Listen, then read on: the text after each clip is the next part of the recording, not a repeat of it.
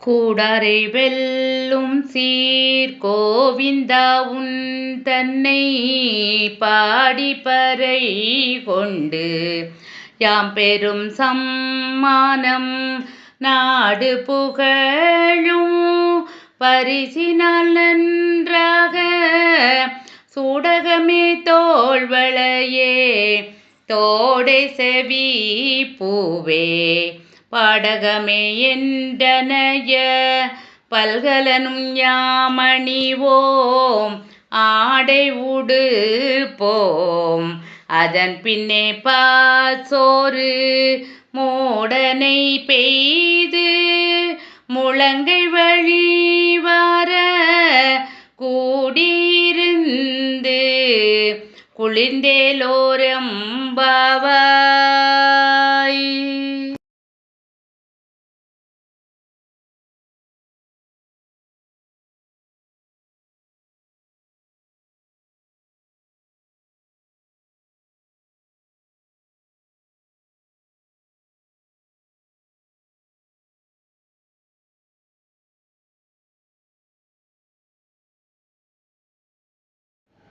கூடாரை வெல்லும் சீர் கோவிந்தா என்று தொடங்கும் திருப்பாவை பாடலின் பொருள்.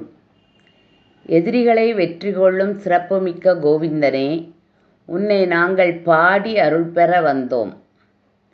அருட்செல்வத்துடன் இவ்வுலக வாழ்விற்கான பொருட்செல்வமும் தருவாயாக. அது இருந்தால்தானே நாடு புகழ்கிறது. கையில் அணியும் சூடகம், தோளில் அணியும் பாகுவலயம், காதில் அணியும் தோடு, கர்ணப்பூ, காலில் அணியும் பாடகம் ஆகிய அணிகலன்களை எங்களுக்கு கொடு. புத்தாடைகளை வழங்கு. பின்னர் விரதத்தை நிறைவு செய்யும் வகையில் கூட்டமாக உன்னுடன் அமர்ந்து கையில் நெய் வழிய பால் சோறு உண்போம். விளக்கம். கூடாரை வெல்லும் என்ற சொற்றொடரில் இருந்து கூடாரவல்லி என்ற வார்த்தை பிறந்தது. இப்போது பெருமாள் கோயில்களிலும் வைணவர்களின் வீடுகளிலும் கூட கூடாரவல்லி விழா கொண்டாடப்படும். இன்று அக்கார அரிசில் எனப்படும் உணவு பிரசித்தம். சாப்பாட்டின் மீது நெய் மிதக்கும். சர்க்கரை பொங்கல் போன்ற இந்த உணவின் சுவை அலாதியானது. விரதத்தின் ஆரம்பத்தில் நெய், பால் ஆகியவற்றை துறந்த ஆயர்குல பெண்கள் இப்போது கண்ணனின் தரிசனம் கிடைத்த மகிழ்ச்சியில் இனிப்பான இந்த உணவை சாப்பிடுகிறார்கள்.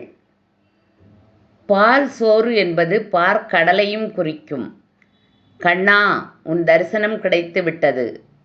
நாங்கள் நீ பள்ளி கொள்ளும் பார்க்கடலில் இருப்பது போல் உணர்கிறோம். இதுவே நித்திய சுகம். இந்த சுகத்தை எங்களுக்கு நிரந்தரமாக கொடு என வேண்டுகிறார்கள். நன்றி.